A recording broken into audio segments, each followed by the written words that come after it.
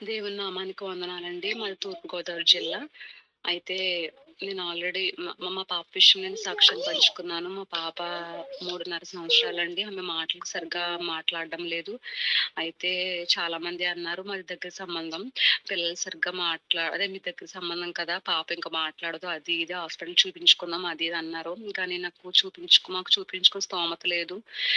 అప్పుడు నేను లైవ్‌లో పాల్గొనేదాన్ని 3:30 అదే జామున ప్రార్థనలో పాల్గొనేదాన్నండి.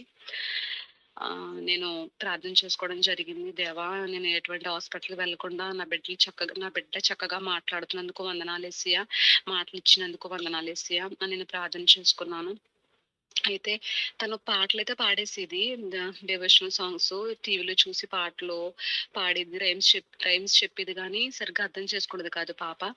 గానీ నేను వచ్చి రాని మాటలతో ఆమెతో నేను చిన్నప్పుడే "ఏసయ్య నాకు మాటలు ఇచ్చినందుకు థాంక్ యూ" అని చెప్పించేదాన్ని. అలా చెప్పడం ద్వారా అద్భుత రీతిగా దేవుడు ఇప్పుడు మాట్లాడుతుందండి. అందుకు దేవుని నామాన్ని బట్టి వందనాలు చెల్లించుకుంటున్నాను. అదే విధంగా మా భర్తకి ట్రాన్స్‌ఫర్ విషయంలో నేను ప్రార్థన చేసుకున్నాను. నాకు పలానా ఊరు రావాలని నేను ఆశపడ్డాను. నేను ఏ ఊరైతే ఆశపడ్డానో ఆ ఊర్లోనికి దేవుడు నన్ను, నా కుటుంబాన్ని తీసుకొచ్చాడండి. అయితే ఆహ్, అంటే మేము అంతకుముందు ఒక ఊర్లో ఉండేవాళ్ళం.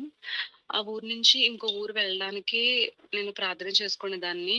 నా భర్తతో అనేదాన్ని, "నీకు పలానా ఊరొస్తది. దేవుడు తప్పకుండా ఆ ఊర్లో మనం తీసుకెళ్తాడని" చెప్తే నా భర్త ఎగతాళి చేసేవాడు.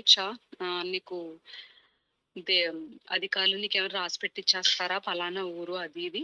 తప్ 100% నాకు నువ్వనుకున్న ఊరైతే రాదు అని నా భర్త అనేవాడు.